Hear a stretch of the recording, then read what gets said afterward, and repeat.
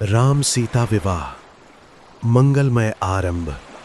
मिथिला की पावन भूमि आज अलौकिक आभा से दीप्त थी। राजमहल दीपों से सुसज्जित था। गलियों में पुष्पों की वर्षा हो रही थी। वेद मंत्रों की ध्वनि, शंखनाद, मृदंग की थाप और वातावरण में व्याप्त एक दिव्य उल्लास। क्योंकि आज केवल एक विवाह नहीं था, आज धर्म और मर्यादा का मिलन होने जा रहा था।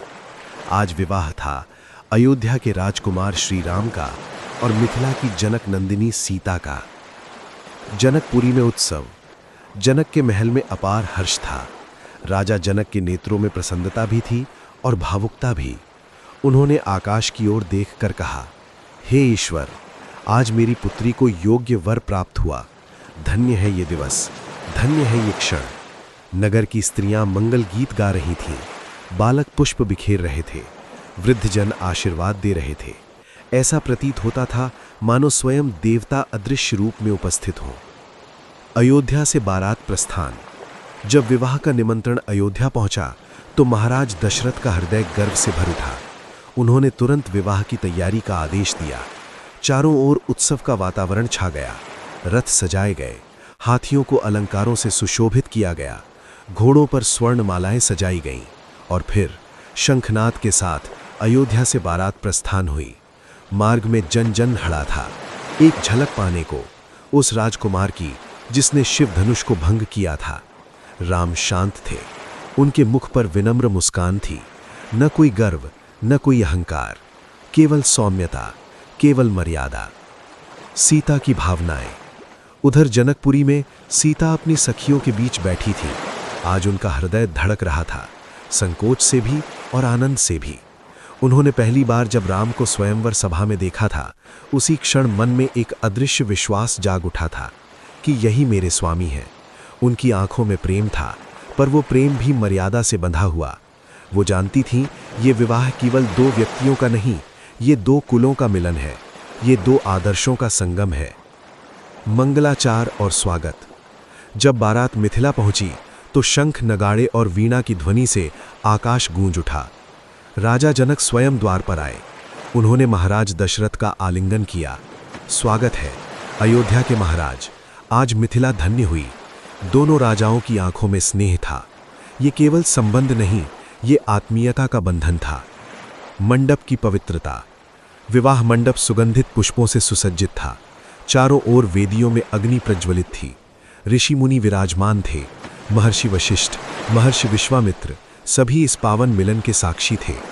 वेद मंत्रों की गंभीर ध्वनि वातावरण को दिव्यता से भर रही थी। वरमाला का पावन क्षण। सीता को सखियां मंडप में लेकर आईं। उनकी चाल धीमी थी, नयनों में लज्जा थी।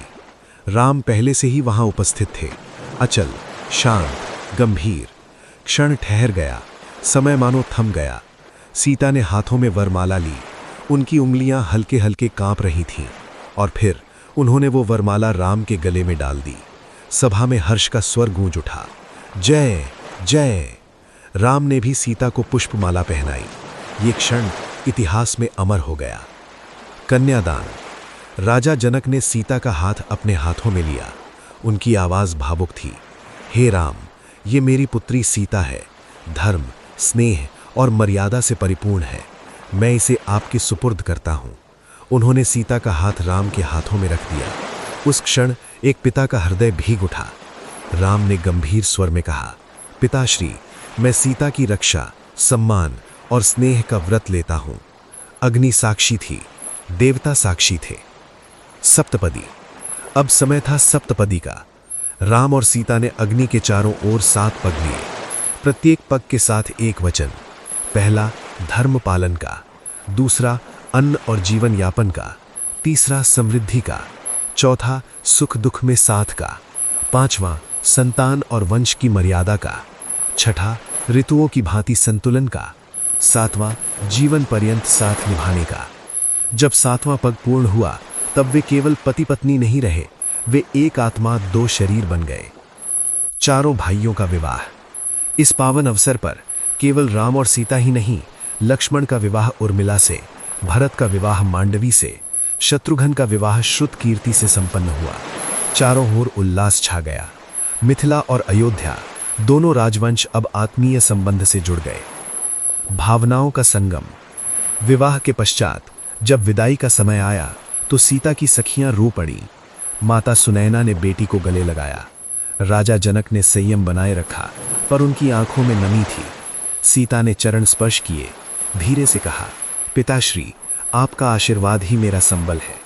राम ने उन्हें आश्वस्त दृष्टि से देखा। रथ आगे बढ़ा, मिथिला पीछे छूटती गई, पर सीता के हृदय में अपने पिता का स्नेह सदा के लिए अंकित हो गया।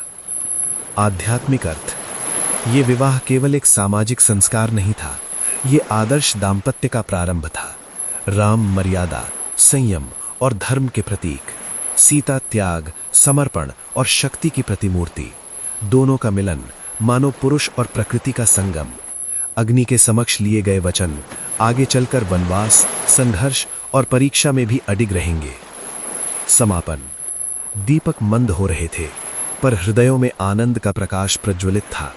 जनकपुरी का उत्सव समाप्त हुआ, पर इतिहास में एक अमर कथा आरंभ हुई।